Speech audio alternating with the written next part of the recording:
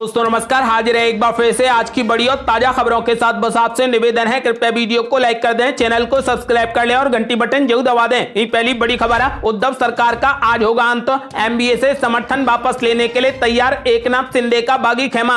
आपको बता दें कि शिवसेना विधायकों की बगावत के बाद मुख्यमंत्री उद्धव ठाकरे सरकार का अंत करीब आ गया है। खबर है कि बागी विधायकों का समूह जल्द ही महाविकास अघाड़ी सरकार से समर्थन वापस लेगा। साथ ही समूह के मुखिया कहे जा रहे विधायक एकनाथ शिंदे महाराष्ट्र के राज्यपाल भगत सिंह कोश्यारी को पत्र भेजेंगे। खास बात है कि गुरुवार को शिंदे समूह में एमएलए की संख्या 37 को भी पार कर गई है। राज्य के कृषि मंत्री दादा भूसे और पूर्व मंत्री संजय राठौड़ की एंट्री के साथ ही अब ये माना जा रहा है कि शिंदे समूह ने दल बदल कानून की बाधा को भी पार कर लिया है। इसके लिए उन्हें विधायकों की संख्या 37 तक पहुंचने की जरूरत थी, जो कि अब 49 तक पहुंच गई है। मीडिया रिपोर्ट्स के मुताबिक राज्य के सत्तारूढ़ गठबंधन एमबीए सरकार को गिराने की प्रक्रिया आज रफ्तार पकड़ रही है। शिंदे खेमे में शामिल नेताओं का कहना है कि सेना के लेटर हेड पर पत्र राज्यपाल को भेजा जाएगा, जिस पर कम से कम 37 विधायकों के हस्ताक्षर होंगे। समर्थक समूह में 7 निर्दलीय विधायक भी शामिल हैं। आपको बता दें कि अगर शिंदे समूह सरकार से समर्थन वापस ले लेता है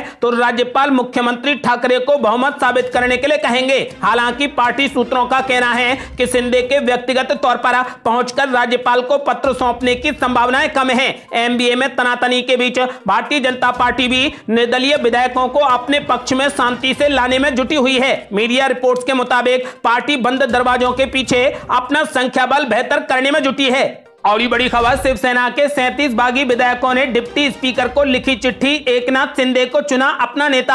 आपको बता दें कि महाराष्ट्र में सियासी संकट पैदा कर सूरत के रास्ते असम के गुवाहाटी में डेरा डाले शिवसेना के 37 बागी विधायक बड़े उलटफेर की तैयारी में दिख रहे हैं। शिवसेना के बागी विधायकों ने महाराष्ट्र विधानसभा के उपाध्यक्ष नरहरी जिरवाल को पत्र भेजकर शिवसेना नेता एकनाथ शिंदे को सदन में अपना नेता घोषित कर दिया है। आपको बता दें कि फिलहाल महाराष्ट्र में सियासी उठापटक जारी है। शिवसेना के 37 विधायकों ने महाराष्ट्र विधानसभा के उपाध्यक्ष को चिट्ठी लिखकर एकनाथ शिंदे को अब सदन में अपना नेता घोषित किया है। और ये बड़ी खबर, खत्म होने की कगार पर एमबीए, उद्धव ठाकरे के हाथ से निकला कंट्रोल। शिवसेना बोली बागी आए तो हो सकते हैं बाहर। आपको बता दें कि महाराष्ट्र में सियासी उठापटक जारी है। शिवसेना के बागी विधायकों के चलते अब महाविकास अघाड़ी सरकार पर संकट के बादल छा गए हैं। उद्धव ठाकरे के हाथ से अब कंट्रोल निकल गया है। इस बीच 37 बागी विधायकों ने एकनाथ शिंदे को अपना नेता मान लिया है। वहीं एकनाथ शिंदे एक्शन में नजर आ रहे हैं। खुद को विधायक दल का नेता बताते हुए एकनाथ शिंदे ने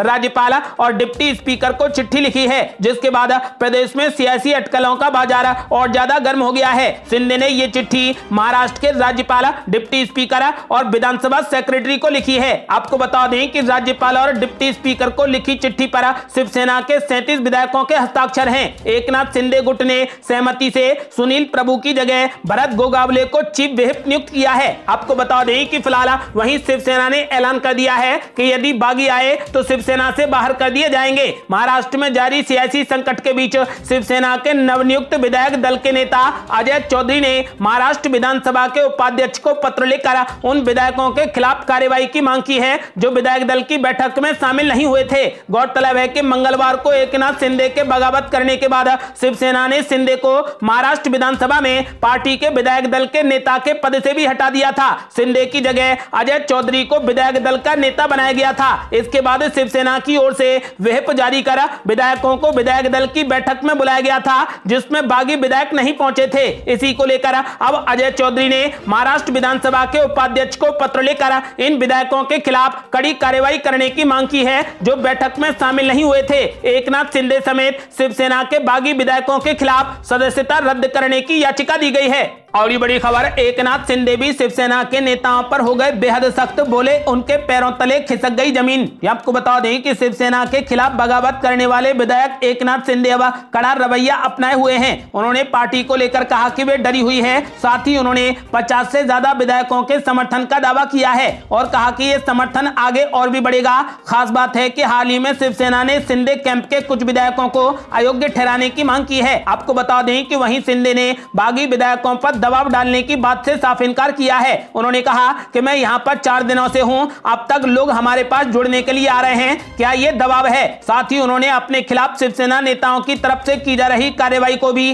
पूरे तरीके से खारिज किया है। उन्होंने कहा कि वे डरे हुए हैं, उनके पैरों तले जमीन खिसक गई है, वो किसको डरा रहे हैं? आपको बता दें कि फिलहाल शिंदे ने कहा कि वो हमारे खिलाफ क्या कार्रवाई कर रहे हैं, हम उनके खिलाफ कार्रवाई कर सकते हैं, हमारे पास में आंकड़े हैं, हमारे पास 50 से ज्यादा विधायक हैं। आपको बता दें कि अब तक सामने आए आंकड़ों को देखें तो एकनाथ शिंदे के पास में बागी खेमे की संख्या अब 54 पर पहुंच सकती है। और ये बड़ी खबर, संजय राउत की धमकी पर घिरे उद्धव ठाकरे और शरद पवार, उठी बयान की निंदा करने की मांग। आपको बता दें कि शिवसेना सांसद संजय राउत की तरफ से बागी विधायकों को दी गई धमकी का मामला अब तूल पकड़ गया है। अब मांग उठ रही है कि महाराष्ट्र के मुख्यमंत्री उद्धव ठाकरे इस बयान की निंदा करें। संजय राउत ने गुरुवार को कहा था कि विधायकों का महाराष्ट्र में आना और घूमना मुश्किल हो जाएगा। खबर है कि एकनाथ शिंदे को फिलहाल 46 विधायकों का समर्थन हासिल है, वहीं इस आंकड़े के बढ़ने की भी और संभावना है। गुरुवार को राज्यसभा सांसद महेश जेठमलानी ने संजय राउत के इस बयान को लेकर ट्वीट किया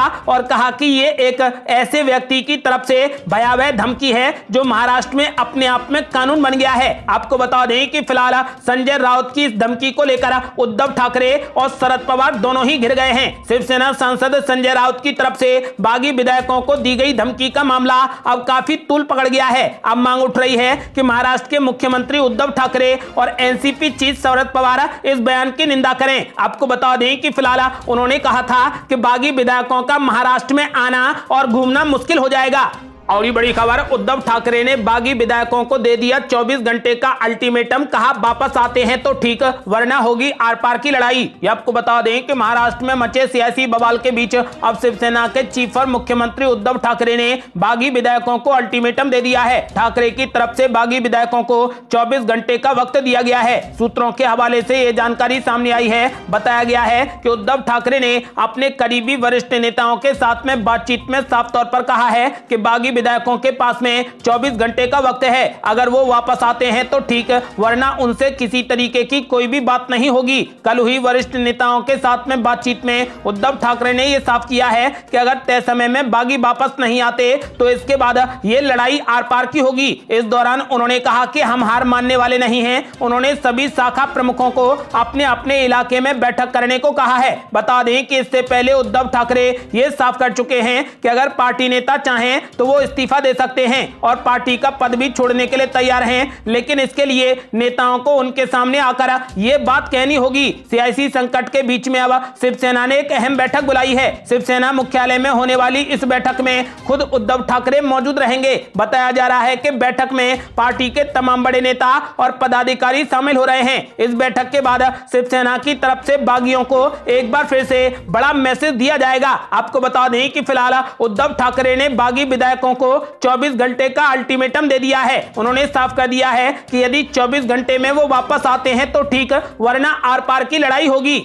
और ये बड़ी खबर, द्रौपदी मुर्मू ने राष्ट्रपति पद के लिए दाखिल कर दिया नामांकन। पीएम मोदी और अमित शाह भी रहे मौजूद। यह आपको बता दें कि राष्ट्रपति चुनाव के लिए एनडीए की उम्मीदवार द्रौपदी मुर्मू ने अपना नामांकन दाखिल कर दिया है। मुर्मू ने संसद भवन में राज्यसभा के सेक्रेटरी जनरल के दफ्तर में नामांकन भरा है। प्रस्तावों में खुद प्रधानमंत्री नरेंद्र मोदी और बीजेपी अध्यक्ष जेपी नड्डा शामिल थे। नामांकन के दौरान जेडीयू के राष्ट्रीय अध्यक्ष ललन सिंह, जगन रेड्डी की वाईएसआर कांग्रेस के साथ ही बीजेपी के वरिष्ठ नेता और बीजेपी शासित सभी राज्यों के मुख्यमंत्री मौजूद थे। आपको बता दें कि वहीं विपक्षी दल यशवंत सिन्हा को अपना संयुक्त उम्मीदवार घोषित कर चुका है। बताया गया है कि यशवंत सिन्हा 27 जून को नामांकन दाखिल करेंगे। नामांकन की आखिरी तारीख 29 जून है। 18 जुलाई को राष्ट्रपति पद के लिए मतदान होगा और नतीजों की घोषणा 21 जुलाई को की जाएगी। राष्ट्रपति चुनाव में एनडीए की उम्मीदवार द्रौपदी मुर्मू की जीत लगभग तय मानी जा रही है। जीत के आंकड़े से महज कुछ कदम दूर खड़ी एनडीए